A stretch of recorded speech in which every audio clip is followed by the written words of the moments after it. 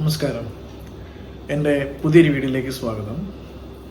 അപ്പോൾ ഇന്നത്തെ വീഡിയോ ഒരു പക്ഷേ നിങ്ങൾക്ക് ഏറ്റവും ഉപകാരപ്പെടുന്നതും കാലങ്ങളായിട്ട് കേട്ട് ശീലിച്ച നിങ്ങളുടെ ലോജിക്കിനും ഏറ്റവും ആപ്റ്റായ ഒരു വീഡിയോ ആയിരിക്കാം ഇത്. കണ്ണ് കെട്ടുക, കണ്ണേറ് കെട്ടുക എന്നൊക്കെ നമ്മൾ പല വാക്കുകളിൽ പല നാടുകളിലും പല രീതിയിലാണ് നമ്മൾ ഇതിനെക്കുറിച്ച് പറയുന്നത്. ഈവിളായി, യെസ്, ഇതിലെന്തെങ്കിലും കഴമ്പുണ്ടോ, സത്യമുണ്ടോ എന്നുള്ളതാണ് നമ്മളുടെ ഇന്നത്തെ വീഡിയോ.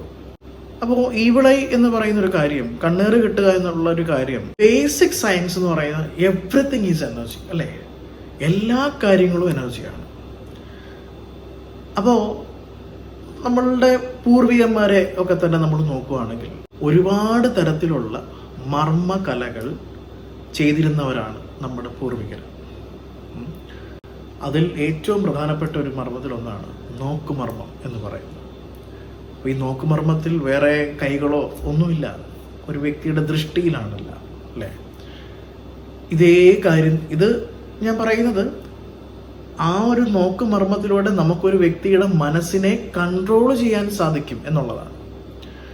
സോ അത് സ്കിൽഡ് ആയിട്ടുള്ള, അത് ട്രെയിൻഡ് ആയിട്ടുള്ള ആൾക്കാർക്ക് അത് സാധിക്കും. അത് പൂർവ്വകാലത്തിൽ അല്ലെങ്കിൽ ഇന്നും ചൈനയിലൊക്കെ അത് ചെയ്തു വരുന്നു, അല്ലെങ്കിൽ അതിനുള്ള മാസ്റ്റേഴ്സും കാര്യങ്ങളൊക്കെ ഇവിടെ ഉണ്ട്. ഇന്ത്യയിൽ ഉണ്ടായിരിക്കാം, എനിക്കറിയില്ല എവിടെയാണെന്നുള്ളത്. പക്ഷേ ഇതിവിടെ നടന്ന കാര്യമാണ്. ഏഴാം അറിവ് സിനിമയിലൊക്കെ നമ്മൾ കണ്ടിട്ടുള്ള കാര്യമാണ്. അതിൻ്റെ പഴയ ഹിസ്റ്ററിയും കാര്യങ്ങളൊക്കെ ആ സിനിമയിൽ നമ്മൾ കണ്ടിട്ടുണ്ട്. സോ അത്രത്തോളം ഒന്നും ഇല്ലെങ്കിലും എല്ലാ മനുഷ്യൻ്റെ ഉള്ളിലും ഊർജ്ജമുണ്ടെന്നുള്ളത്, ഊർജ്ജമാണല്ല, അപ്പം മനുഷ്യൻ എന്നൊരു സെൻസിൽ മാത്രമല്ല, ഈ പ്രകൃതിയിലുള്ള എല്ലാ ഊർജ്ജമാണ്. അപ്പോൾ ഒരു ഊർജത്തിന് മറ്റൊരു ഊർജത്തെ കൺട്രോൾ ചെയ്യാനും സാധിക്കും.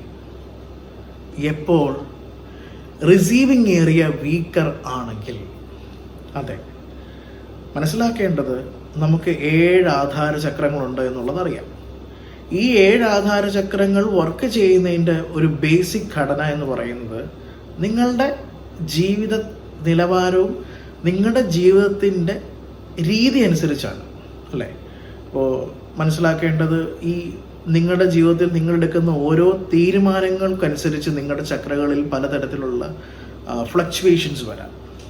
ഓക്കെ, ഇനി ജന്മനാ ഈ പറയുന്ന പോലെ ചക്രങ്ങൾ വീക്കായിട്ട് അതിൻ്റെ എഫക്റ്റ് അനുഭവിച്ചു കൊണ്ടിരിക്കുന്ന എത്രയോ ആൾക്കാരുണ്ട്, ലക്ഷക്കണക്കിന് കോടിക്കണക്കിന് ആൾക്കാരുണ്ട്. അപ്പോൾ അതിൽ നിന്ന് നമ്മൾ മനസ്സിലാക്കിയിട്ടുണ്ട്, ഈ പറയുന്ന ഹാർഡ് വർക്കോ അല്ലെങ്കിൽ നിങ്ങൾ കുറേ കഷ്ടപ്പെട്ടതിൻ്റെ അടിസ്ഥാനത്തിലോ ഒന്നും അല്ല ഇത് വർക്ക് ചെയ്യുന്നത്. ഇത് ഓരോ വ്യക്തിയുടെയും ഊർജ്ജത്തിനനുസരിച്ചാണ് അവരുടെ ലൈഫ് ഫ്രെയിം ചെയ്യുന്നത്. നിങ്ങൾ എന്ത് ആഗ്രഹിച്ചെന്ന് പറഞ്ഞാലും നിങ്ങളുടെ എനർജി എന്താണോ അതേ നിങ്ങൾക്ക് തിരിച്ചു കിട്ടുന്നുള്ളൂ. ഇപ്പോൾ ഒരു ഓറഞ്ച് എടുക്കുക, ഒരു ഓറഞ്ച് എടുത്തിട്ട് നിങ്ങൾ ഒരു ഓറഞ്ച് ജ്യൂസ് അടിക്കാൻ വന്നിരിക്കട്ടെ, അതിൽ നിന്ന് ഒരിക്കലും ആപ്പിൾ ജ്യൂസ് ഉണ്ടാക്കാൻ പറ്റില്ല, ശരിയല്ലേ? ഓറഞ്ചിലുള്ള ജ്യൂസേ അത് നമുക്ക് കിട്ടുള്ളൂ. അപ്പം നിങ്ങളുടെ ഉള്ളിലുള്ളതേ പുറത്ത് വരത്തുള്ളൂ, ഉള്ളിൽ ഇല്ലാത്തത് പുറത്ത് വരാൻ പറ്റത്തില്ല. പറഞ്ഞു മനസ്സിലായത്? നിങ്ങളുടെ ഉള്ളിൽ എത്തരത്തിലുള്ള ഇമോഷൻസ് ആണ്, എത്തരത്തിലുള്ള ചിന്താഗതികളാണ് നിങ്ങൾ കൊണ്ടു നടക്കുന്നത് ഓരോ ദിവസവും.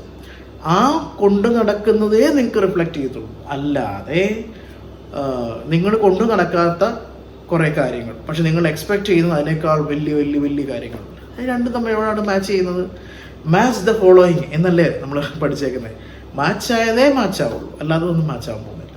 ഞാൻ പറഞ്ഞല്ലോ, ഒരു വ്യക്തിക്ക് മറ്റൊരു വ്യക്തിയെ ഇൻഫ്ലുവൻസ് ചെയ്യാൻ സാധിക്കും. അത് ഈ പറയുന്ന പോലെ അതിന് മന്ത്രതന്ത്രങ്ങളോ ഒന്നും വേണ്ട. നിങ്ങൾ ഒരു വ്യക്തിയെക്കുറിച്ച് കുറേ അധികം സമയം നിങ്ങളുടെ ഉള്ളിലുണ്ടാകുന്ന ഒരു ഇമോഷൻ എന്ന് പറയുന്നത്, ഫോർ എക്സാമ്പിൾ ഒരാളെ പ്രണയിക്കുന്നു, അപ്പോൾ ഒരാളോടൊരു അല്ലെങ്കിൽ എന്ത് തരത്തിലുള്ള ഇമോഷൻസ് ആയിക്കോട്ടെ, പ്രണയം മാത്രമാകണമെന്നില്ല, പല തരത്തിലുള്ള വികാരങ്ങളുണ്ടല്ലോ. അത് നിങ്ങളുടെ ഊർജം അനുസരിച്ചിരിക്കും മറ്റൊരാളിൽ ഇമ്പാക്റ്റ് ഉണ്ടാക്കുന്നത്. അല്ലാതെ നിങ്ങൾക്ക് കുറേ കാറോ വീടോ പണമോ ഉണ്ടെന്ന് പറഞ്ഞുകൊണ്ട് നിങ്ങളെ ഒരാൾ സ്നേഹിക്കണമെന്നൊന്നുമില്ല. നിങ്ങളുടെയും അവരുടെയും എനർജി എങ്ങനെ വൈബ്രേറ്റ് ചെയ്യുന്നു അനുസരിച്ചിരിക്കും. അപ്പോൾ മനസ്സിലാക്കേണ്ടത്, നിങ്ങൾ ഒരു ലോവർ വൈബ്രേഷനിൽ സഞ്ചരിക്കുന്ന ഒരു വ്യക്തിയാണെങ്കിൽ ഈ ലോവർ വൈബ്രേഷൻ നിൽക്കുന്ന വ്യക്തിയെ ഹയർ വൈബ്രേഷൻ നിൽക്കുന്ന വ്യക്തിക്ക് ഇൻഫ്ലുവൻസ് ചെയ്യാൻ സാധിക്കും. മനസ്സിലായോ? അപ്പോൾ ഇൻഫ്ലുവൻസ് ചെയ്യാൻ സാധിക്കും എന്ന് പറയുന്നത് ചില ആൾക്കാർ ഒരു എക്സ്റ്റേണൽ സപ്പോർട്ടും കൂടെ എടുക്കും.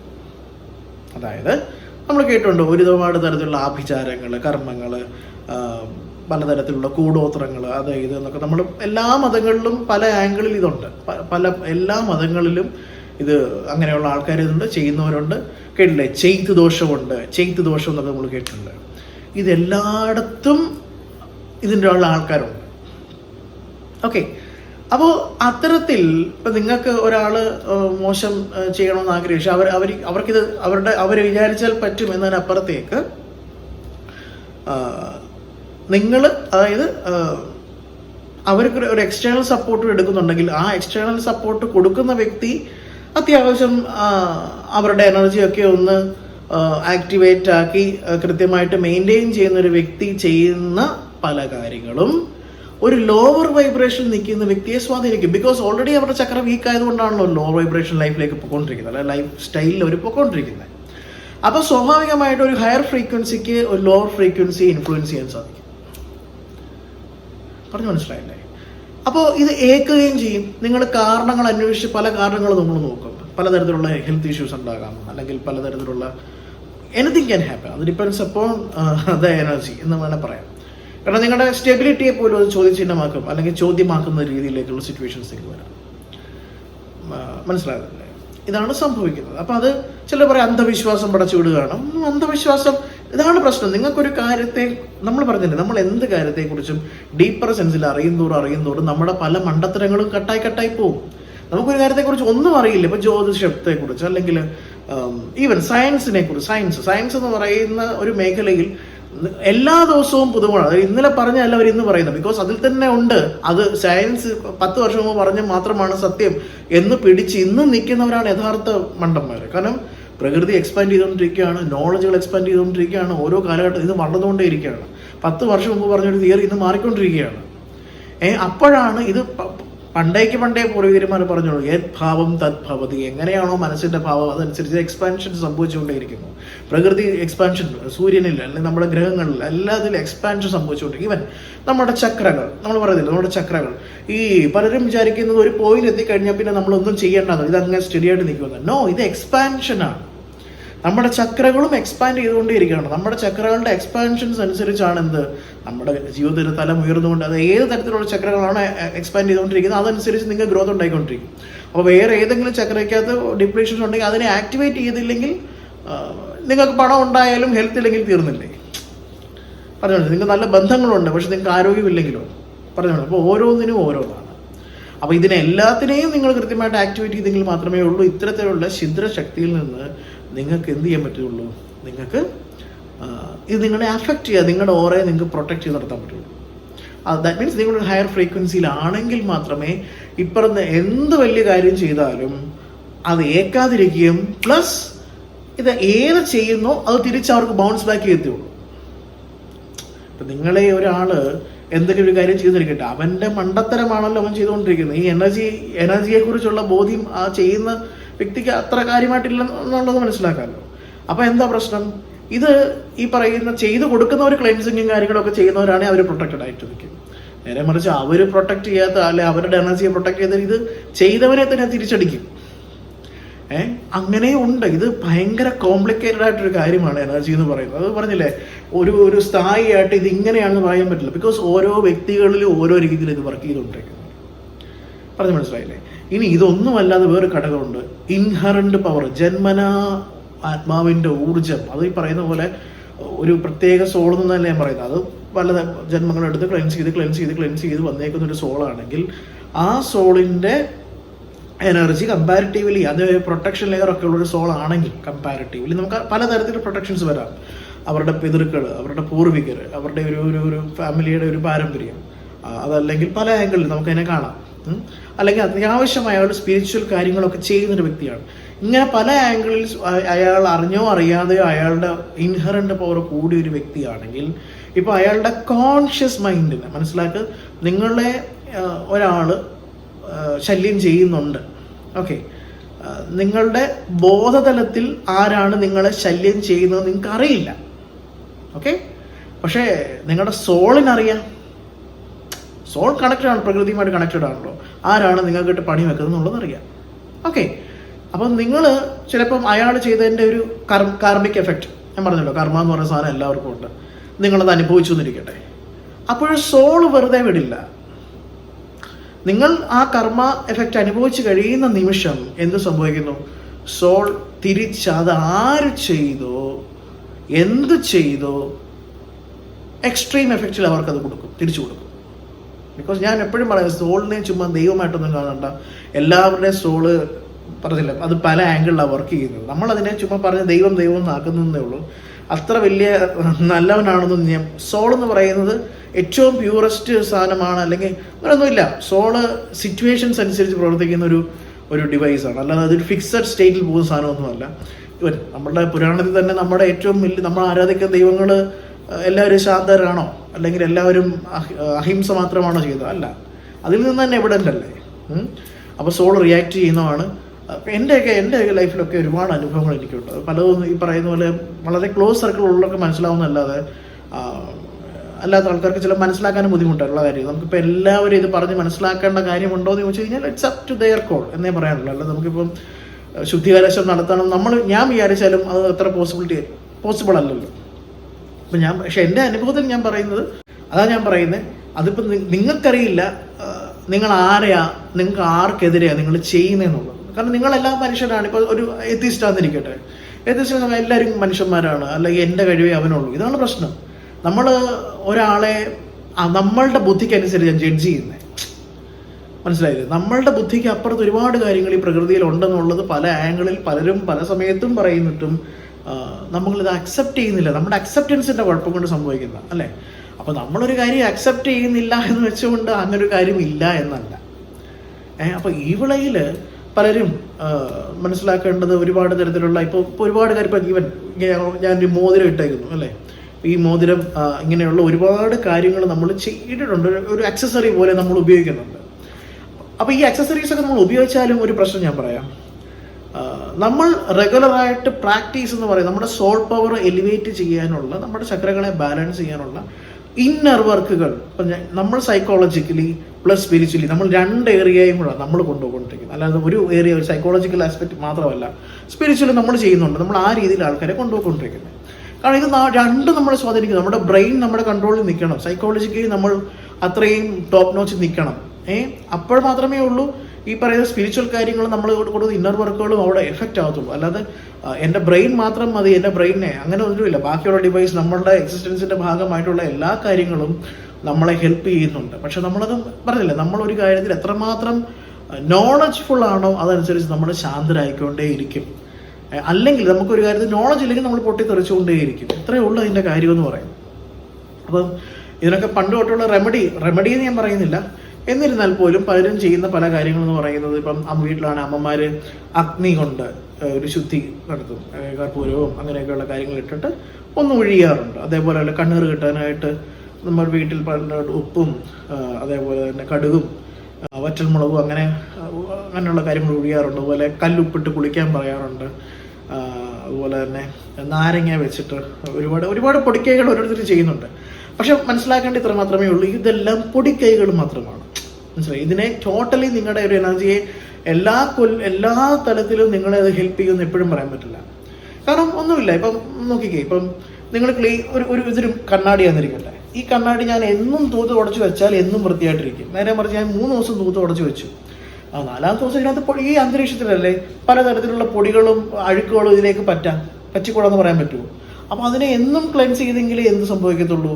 ഈ പറയുന്ന ഓറ എന്നും ക്ലെൻസ്ഡ് ആയെങ്കിൽ മാത്രമേ നമുക്കതിൻ്റെ ഫലം ഹയർ ഫ്രീക്വൻസിയിൽ അനുഭവിക്കാൻ പറ്റത്തുള്ളൂ. അപ്പോൾ അതിനൊരു ബുദ്ധി വേണം. ബുദ്ധി എന്ന് പറയുന്നത് ബ്രെയിൻ, ഞാൻ പറഞ്ഞില്ലേ സൈക്കോളജിക്കലി പ്രശ്നം, സബ് കോൺഷ്യസ് മൈൻഡ് എങ്ങനെ റീപ്രോഗ്രാം ചെയ്തേക്കുന്നു, എങ്ങനെയാണോ നിങ്ങളുടെ മൈൻഡ് പ്രോഗ്രാം ആയിരിക്കുന്നത്, അതനുസരിച്ച് നിങ്ങൾക്കൊരു കാര്യം മനസ്സിലാകത്ത പോലും ഉള്ളൂ. ഇപ്പോൾ ഞാൻ ഈ പറയുന്ന കാര്യങ്ങൾ പോലും പലരും അതിനെ കാണുന്ന പല ആംഗിളിലായിരിക്കും. എല്ലാവരും ഒരു ആംഗിളിൽ കാണുന്ന നിർബന്ധമില്ല. കാരണം എന്താ, അവരുടെ കാലങ്ങളായിട്ടുള്ള സബ് കോൺഷ്യസ് റീപ്രോഗ്രാമിനകത്ത് അവർ കൊടുത്തേക്കുന്ന, അവർ പഠിച്ചു വച്ചേക്കുന്ന ഡേറ്റയ്ക്ക് അനുസരിച്ച് മാത്രമേ ഒരു കാര്യത്തെ അവർ അനലൈസ് പോലും ചെയ്യത്തുള്ളൂ. അല്ലാതെ ഒരാൾ പറഞ്ഞുകൊണ്ട് പെട്ടെന്ന് അങ്ങനൊന്നും ആരും തീരുമാനിക്കൊന്നുമില്ല. മനസ്സിലാക്കേണ്ടത് എല്ലാ കാര്യങ്ങളും നമ്മുടെ അനുഭവത്തിൻ്റെ അടിസ്ഥാനത്തിലാവണം. അനുഭവമാണ് ഏറ്റവും വലിയ ഗുരു. നമുക്ക് അനുഭവമുള്ളൊരു കാര്യം അത് വീണ്ടും നമ്മളൊരു കാര്യം ചെയ്യുമ്പോൾ റിപ്പീറ്റായിട്ട് സെയിം അനുഭവമാണ് വരുന്നതെങ്കിൽ അതിൽ നിന്ന് ഉൾക്കൊണ്ട് പഠിക്കാനാണ് ഞാൻ എപ്പോഴും ശ്രമിക്കുന്നത്. അല്ലാതെ ഇപ്പോൾ ഒരാൾ പറഞ്ഞുകൊണ്ട് ഞാനും കേൾക്കുന്ന വ്യക്തിയൊന്നുമല്ല. അനുഭവത്തിൽ കൂടെ മാത്രമാണ് ഞാനും എല്ലാ കാര്യത്തിനെയും പഠിക്കുന്നത്. ഓക്കെ, അപ്പോൾ ഇനി വേറൊരു ആംഗിളിൽ നമുക്ക് സംസാരിക്കാം. ഇപ്പം നിങ്ങളിത് ചെയ്തില്ല, അല്ലെങ്കിൽ പലരും പറയുന്നുണ്ട് സാർ ഞാൻ പ്രാക്ടീസ് ചെയ്യുന്നുണ്ട് പക്ഷെ കാര്യങ്ങൾ നടക്കുന്നില്ല. അപ്പം ഞാനൊരു സിമ്പിൾ എക്സാമ്പിൾ വെച്ചിട്ട് നിങ്ങൾക്ക് മനസ്സിലാക്കാൻ പറ്റുമെന്ന് നോക്കാം. ഇപ്പം നിങ്ങൾ ഒരു ഡോക്ടറിൻ്റെ അടുത്ത് വരികയാണ്. ഡോക്ടറുടെ അടുത്ത് വന്നിട്ട് നിങ്ങൾ പറയുന്ന പ്രശ്നം, സാർ എൻ്റെ വായി നാറ്റമുണ്ട്, എൻ്റെ വായിൽ നിന്ന് ഭയങ്കരമായിട്ടുള്ള ദുർഗന്ധം വരുന്നു എന്ന് നിങ്ങൾ പറയുക. അപ്പോൾ ഡോക്ടർ ചോദിക്കും, നിങ്ങൾ പല്ല് തേച്ചോ? പല്ല് തേക്കാൻ? അപ്പോൾ നിങ്ങൾ പറയുകയാണ്, പല്ല് ഞാൻ തേക്കാറുണ്ട്. അപ്പോൾ എന്നും തേക്കാറുണ്ടോ? എന്നും തേക്കാറില്ല, എന്നും പല്ല് തേക്കാനുള്ള സാഹചര്യം കിട്ടാറില്ല. എന്താ? അത് ചിലപ്പോൾ രാവിലെ എഴുന്നേൽക്കുമ്പോൾ ലേറ്റായി പോകും, അല്ലെങ്കിൽ ഈ പറയുന്ന പോലെ വേറെ എന്തെങ്കിലും തിരക്ക് കൊണ്ട് പല്ല് തേക്കാൻ അങ്ങ് മറന്നു പോകും, വിട്ടുപോകും. പിന്നെ അല്ലെ ഉച്ചയാവും, പിന്നെ വിചാരിക്കാം പോട്ടെ, അല്ലെങ്കിൽ രാവിലത്തെ ഭക്ഷണം അന്ന് കഴിച്ചു പോകും. ശരി. അപ്പോൾ പല്ല് തേക്കാറുണ്ട്, എന്നും തേക്കാറില്ല. അപ്പോൾ സ്വാഭാവികമായിട്ടും വായ്നാറ്റം വരാനുള്ള പോസിബിലിറ്റി ഉണ്ട്. അപ്പോൾ പല്ല് തേക്കാതെ അതിൻ്റെ പരിഹാരം ഉണ്ടാവും. ആര് തേക്കണം? അവനവൻ തേക്കണം, ഇല്ലേ? അപ്പോൾ ചിലർ പറയും പല്ല് തേക്കുന്നുണ്ട് പക്ഷേ അപ്പോഴും നാറ്റമുണ്ട്. നാക്ക് പഠിക്കാറുണ്ടോ? നാക്ക് ഞാൻ പഠിക്കാറുണ്ട്. നിങ്ങൾ പല്ല് തേക്കുന്നുണ്ടെന്ന് പറഞ്ഞിട്ട് എന്താ കാര്യം? ഒരു ഏരിയ ക്ലീൻ ചെയ്യുമ്പം അതിലെ എല്ലാ ഭാഗവും ക്ലീൻ ചെയ്യണ്ടേ? ഏതെങ്കിലും ഒരു കാര്യം മാത്രം ക്ലീൻ ചെയ്തെന്ന് പറഞ്ഞ കാര്യമുണ്ടോ? അപ്പോൾ വേറെ ആൾ പറയുന്നത്, സാറ് ഞാൻ പല്ലും തേക്കാറുണ്ട്, നാക്കും പഠിക്കാറുണ്ട്. അപ്പോൾ എന്താ? ചിലപ്പോൾ അകത്തെ പല്ലിൽ എന്തെങ്കിലും തരത്തിലുള്ള കേടുണ്ടാവും. അപ്പോൾ ആ പല്ലെടുത്ത് കളയുക എന്നുള്ളതേ ഉള്ളൂ. മനസ്സിലായില്ലേ? ഇപ്പോൾ ഓരോരുത്തരും ചെയ്യുന്നത് ഓരോ രീതിയിലാണ്. അപ്പോൾ വളരെ സിമ്പിളായിട്ട് നിങ്ങളൊന്ന് ആലോചിച്ച് നോക്കിക്കേ, നിങ്ങളുടെ പ്രാക്ടീസ് നിങ്ങൾ പ്രോപ്പറാണോ? ഓരോരുത്തരും പ്രാക്ടീസ് ചെയ്യുന്നുണ്ടോ? ഇന്നർ വർക്ക് ചെയ്യുന്നുണ്ടോ? ഇന്നർ വർക്കിൽ ഇപ്പോൾ ഞാൻ പറഞ്ഞില്ലേ, പല്ല് തേക്കുന്നതും നാക്ക് പഠിക്കുന്നതിന് ഞാൻ എടുത്തേക്കുന്ന സ്പിരിച്വൽ പ്രാക്ടീസസും സൈക്കോളജിക്കൽ പ്രാക്ടീസസുമാണ്. നിങ്ങൾ ഏതെങ്കിലും ഒരു കാര്യം ഞാൻ ഭയങ്കരമായിട്ട് ഗ്രാറ്റ്യൂഡ് ഇടുന്നുണ്ട്, ഇന്നർ വർക്കിന് വല്ലതും ചെയ്യുന്നുണ്ടോ? ഞാനൊന്നും ചെയ്യാറില്ല. പിന്നെ നമ്മൾ എന്ത് ചെയ്യും? നമ്മൾ ഹെൽപ്ലെസ് ആയി പോവാണ്. കാരണം നിങ്ങൾ ചെയ്യുന്നത് നിങ്ങളുടെ സൗകര്യത്തിനനുസരിച്ചിട്ടാണ്. നിങ്ങളുടെ സൗകര്യത്തിനനുസരിച്ചല്ല നിങ്ങളുടെ സോൾ വർക്ക് ചെയ്യുന്നത്, നിങ്ങളുടെ 7 ആധാരചക്രങ്ങളും വർക്ക് ചെയ്യുന്നത് എന്ന് മനസ്സിലാക്കാനുള്ള കോമൺ സെൻസ് ഉണ്ടായാൽ മതി. പറഞ്ഞു മനസ്സിലായില്ലേ? അപ്പോൾ ഈവിൾ ഐ എന്ന് പറയുന്നത് സൂക്ഷിക്കേണ്ട കാര്യം തന്നെയാണ്, ബോധവാനാകേണ്ട കാര്യമാണ്, ബോധവതിയാവേണ്ട വിഷയം തന്നെയാണ്. അത് ഞാൻ വിശ്വസിക്കുന്നില്ല, അല്ലെങ്കിൽ ഞാൻ എൻ്റെ കാര്യം മാത്രമേ നോക്കുന്നുള്ളൂ എന്ന് പറഞ്ഞാൽ അതൊരു ഈഗോയാണ്. മനസ്സിലാക്കുക, അതൊരു അനാവശ്യമായി. നിങ്ങളുടെ ഈഗോ എന്ന് പറയുന്നത് നിങ്ങളുടെ കർമ്മയാണ്. ഈ പ്രകൃതിയിലുള്ള ഒരറിവും ഇല്ലാത്ത അറിവുകളല്ല, എല്ലാത്തിൻ്റെയും പുറകിൽ ഒരു സത്യമുണ്ട്. അത് നമ്മളൊരു കാര്യത്തിനെ തേടി ഇറങ്ങുമ്പോഴേ അത് മനസ്സിലാവത്തുള്ളൂ, അല്ലാതെ നമുക്ക് മനസ്സിലാവത്തില്ല. ഇപ്പം എനിക്ക് ആവശ്യമില്ലാത്തൊരറിവ് ഒരാൾ പറയുമ്പം ഞാനത് ശ്രദ്ധിക്കാറില്ല. പക്ഷെ എനിക്ക് എന്തെങ്കിലും ആ അറിവ് ആവശ്യമായി വരുമ്പം അയാൾ പറയുന്നത് ഞാൻ കൂടുതൽ ആവേശത്തോടു കൂടി ശ്രദ്ധിക്കും. ഇതാണ് നമ്മുടെ അവസ്ഥ എന്ന് പറയുന്നത്. മനസ്സിലാകുന്നില്ലേ? അപ്പോൾ മറ്റാൾക്കാരുടെ ദൃഷ്ടിദോഷങ്ങളും അല്ല അവരുടെ ചെയ്ത ദോഷങ്ങളും കാര്യങ്ങളൊക്കെ നിങ്ങളെ ഏൽക്കുന്നതിൻ്റെ മൂല കാരണം നിങ്ങളുടെ എനർജി ഹൈ ആയിട്ട് നിലനിൽക്കുന്നില്ല എന്നുള്ളത് മാത്രമാണ്. അപ്പോൾ എനർജി ഹൈ ആക്കാനുള്ള എല്ലാ കാര്യങ്ങളും പ്രോപ്പറായിട്ട് ചെയ്ത് മാത്രമേ നമുക്ക് ഇതിനെ ആക്ടിവേറ്റ് ചെയ്ത് നമുക്ക് എലിവേറ്റ് ചെയ്ത് നിൽക്കാനെങ്കിലും പറ്റത്തുള്ളൂ. അങ്ങനെ നിൽക്കുന്ന വ്യക്തിക്ക് ഇതൊന്നും എത്രയോ തരത്തിലുള്ള കാര്യങ്ങൾ പലരും ചെയ്താലും നിങ്ങൾക്കതിനെ നിങ്ങളുടെ ഓറയിലേക്ക് അത് വരില്ല. അല്ലാത്ത ആൾക്കാർക്ക് ഇതൊക്കെ അഫക്റ്റ് ചെയ്യേണ്ടി വരും. പറഞ്ഞ് മനസ്സിലായോ? അപ്പം മനസ്സിലാക്കേണ്ടത് ചുമ്മാ പൊടിക്കൈകൾ കൊണ്ട് നിങ്ങൾ ആലോചിച്ച് നോക്കുക. നിങ്ങളുടെ ജീവിതത്തിൽ നിങ്ങൾ ആഗ്രഹിക്കുന്ന വലിയ സ്വപ്നങ്ങളാണ്, പക്ഷെ അവിടെ നിങ്ങൾ ചെയ്യുന്ന എഫേർട്ടിന്, നിങ്ങൾ ആഗ്രഹിക്കുന്ന സ്വപ്നങ്ങൾക്കനുസരിച്ചുള്ള എഫേർട്ട് ഞാൻ ഉദ്ദേശിക്കുന്നത് ഇപ്പോഴും ഞാൻ പറയും, നിങ്ങളുടെ ശാരീരിക അധ്വാനത്തെ അല്ല, മാനസികമായിട്ട് അതിൻ്റെ വൈബ്രേഷനുമായിട്ട് മാച്ചാകാനുള്ള എഫേർട്ട് പോലും നിങ്ങൾ എടുക്കുന്നില്ലെങ്കിൽ ഈ പറയുന്ന നിങ്ങൾക്ക് ഒരു നല്ലത് വരുമ്പോൾ അതിൽ സന്തോഷിക്കുന്നവരാണോ സങ്കടപ്പെടുന്നവരാണോ കൂടുതലെന്ന് ആലോചിച്ച് നോക്കുക. അപ്പോൾ അതിൽ സന്തോഷിക്കാത്ത ഒരു മാസ് എനർജി, ഇപ്പം നിങ്ങൾക്കൊരു നല്ലത് വരുമ്പോൾ 1000 പേർക്ക് സന്തോഷവും 100 പേർക്ക് ദുഃഖമാണെങ്കിൽ ഇറ്റ്സ് ഓക്കെ. 1000 പേരുടെ പ്രൊട്ടക്ഷൻ നിങ്ങളിലുണ്ടാവും. നേരെ മറിച്ച് നിങ്ങൾക്കൊരു നല്ലത് വരുമ്പോൾ 1000 പേർക്ക് ദുഃഖവും 10 പേർക്ക് സന്തോഷവും ഉള്ളെങ്കിൽ ഇതിൽ ഏതിൻ്റെ എഫക്റ്റാണ് നിങ്ങൾ ഏറ്റവും കൂടുതൽ ബാധിക്കാൻ പോകുന്നത്? ബാധിക്കും. ആർക്ക് ബാധിക്കും? ഒരു രീതിയിലുള്ള പ്രാക്ടീസുകൾ പോലും അവനവൻ്റെ ഡെവലപ്മെൻറ്റിന് വേണ്ടി ചെയ്യാത്ത വ്യക്തികളിൽ അതിൻ്റെ സ്വാധീനമുണ്ടാക്കും. ഞാൻ പറഞ്ഞ ശരിയാണോ ഇല്ലയോ എന്നുള്ളത് ആലോചിച്ച് നോക്കുക, സൊസൈറ്റിയിലേക്ക് നോക്കുക, എന്നിട്ട് മാത്രം മനസ്സിലാക്കാൻ ശ്രമിക്കുക. Okay, thank you.